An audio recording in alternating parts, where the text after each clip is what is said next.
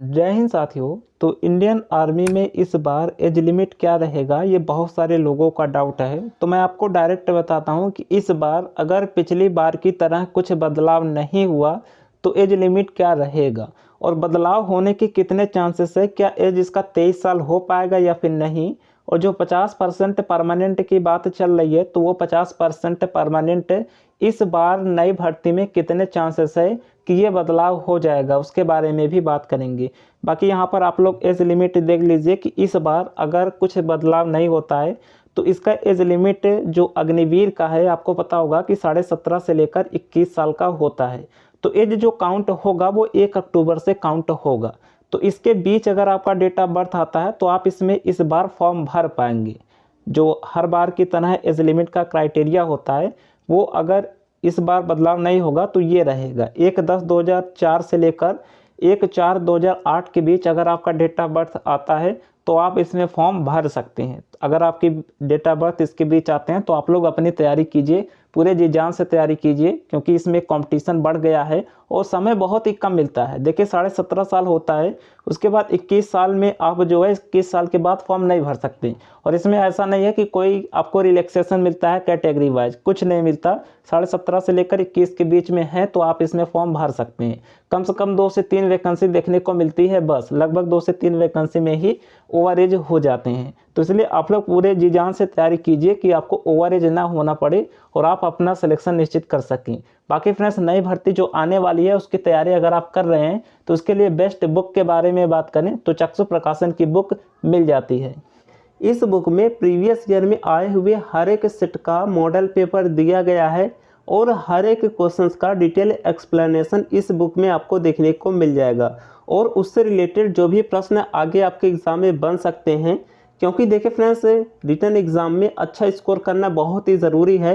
क्योंकि भले ही आप फिजिकल एक्सीलेंट मारते हैं किंतु कट ऑफ बाद में हाई जाता है, तो रिटन एग्जाम में अच्छा स्कोर करना आपके लिए बहुत ही ज़रूरी है।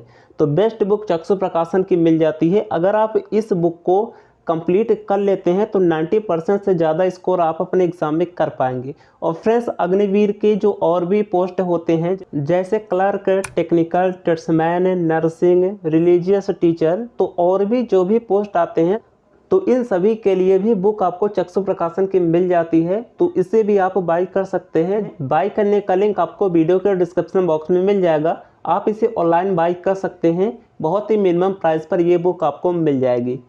तो यहाँ पर देखिए बात करते हैं अब 50% परमानेंट की बात की। देखिए 50% परमानेंट की बात जब लोकसभा का इलेक्शन हुआ था जून के बाद से ही ये लगातार सरकार के द्वारा भी आश्वासन दिया गया था कि हाँ अग्निवीर में कुछ बदलाव होगा। और उसके बाद ही ये चर्चा उठी थी, बहुत सारे न्यूज़पेपर्स में भी आप लोगों ने आर्टिकल देखा होगा। तो 50% परमानेंट करने की बात चली थी और सेना की भी ये मांग थी। तो अभी देखिए हो सकता है कि शायद अभी कुछ बदलाव देखने को मिल जाए, सरकार कुछ है इस पर नियम बना दे, क्योंकि अभी जो है संसद में भी शायद ये मांग उठेगी। शीतकालीन सत्र चल रहा है, शुरू हो चुका है, तो अगर उस पर भी कुछ बहस होती है, कुछ समझते हैं, तो शायद आने वाली जो वैकेंसी होगी उस पर ये 50% ये अप्लाई कर दें। अगर 50% ये अप्लाई करते हैं तो नई वैकेंसी जो आने वाली है उसमें थोड़ी सी देरी होगी, क्योंकि सारा कुछ नियम बदलाव सब कुछ इन्हें फिर से नियमावली बनानी पड़ेगी। तो इस अकॉर्डिंग वो भर्ती करेंगे, तो उसमें थोड़ी सी देरी होगी। तो देखिए चांस है, ऐसा नहीं है कि चांस बिल्कुल नहीं है, चांस है। सेना के द्वारा भी अप्रूवल भेजा गया होगा कि नई भर्ती हम निकालने वाले हैं, अगर आप कुछ बदलाव करना चाहते हैं तो हम बदलाव करके नोटिफिकेशन निकालें। तो बात चल रही होगी, अगर सरकार की मंशा होगी 50% परमानेंट करने की तो इसी बार से ये अप्लाई हो जाएगा। बाकी इसमें आप कुछ नहीं कर सकते। अगर सरकार की मंशा नहीं होगी तो आप इस बार क्या अगली बार भी नहीं अप्लाई करवा पाएंगे, इसमें कोई बड़ी बात नहीं है। सरकार अगर चाहे तो कभी भी कर सकती है, कोई बड़ी बात नहीं है।